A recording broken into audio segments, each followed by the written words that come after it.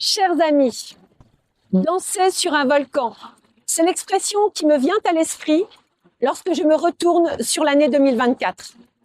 Notre monde danse sur un volcan. Les conflits se durcissent, la guerre est armée au Proche-Orient et en Ukraine, la guerre est commerciale avec la Chine et bientôt avec les États-Unis. Le moteur franco-allemand cale, l'action européenne se grippe. Notre France danse aussi sur un volcan. Tout ça pour ça. La dissolution aura finalement provoqué la censure qu'elle était censée prévenir.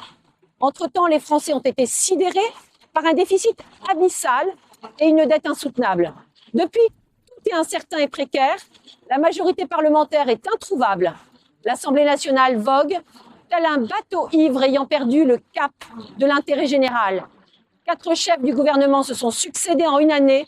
L'hypothèse d'une démission du président de la République anime le débat public. Les Français ne se reconnaissent plus dans leurs élus nationaux et les révolutionnaires de salon veulent envoyer notre 5e République à l'échafaud. Notre capitale danse également sur un volcan, propreté, circulation, sécurité, finances, fiscalité, logement, patrimoine.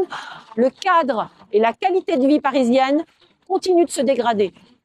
Les Parisiens sont d'autant plus mécontents de l'action de leur maire que les JO ont démontré que le souhaitable était possible dès lors qu'il existe une volonté politique.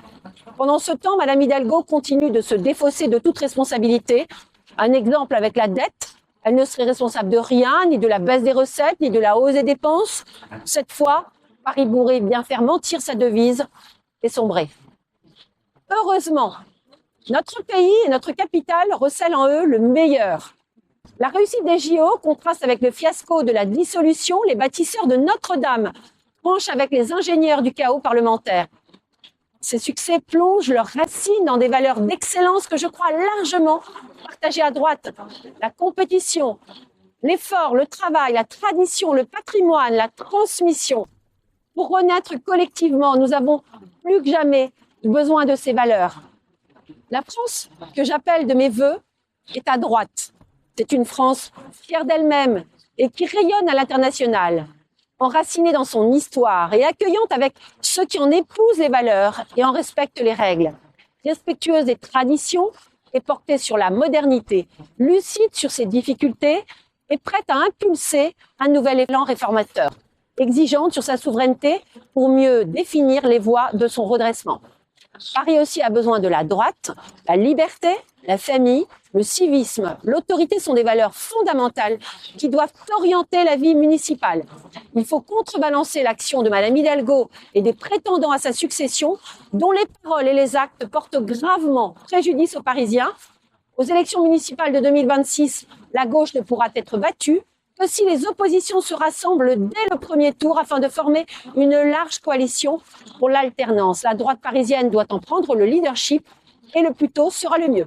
La droite que j'appelle de mes vœux est une droite claire, qui a confiance en elle, une droite soucieuse du bien commun, qui combat la démagogie, le populisme, le sectarisme, qui assume une ligne claire et tient un langage de vérité, qui parle de la France aux Français et refuse le régime des partis, qui rejette la résignation et le cynisme, qui a la culture du résultat et préfère les solutions aux imprécations, qui ne sacrifie pas l'avenir sur l'autel du présent.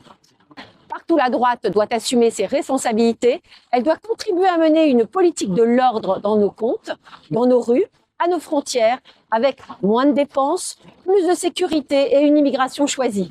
Une politique de confiance aux Français, avec moins d'interventionnisme étatique et moins de décroissance à crédit. Une politique du mérite, avec plus de travail qui paie mieux et moins d'assistanat. Une politique des repères, avec une école qui transmet, une nation qui rassemble, une république qui assimile, une démocratie qui défend ses valeurs.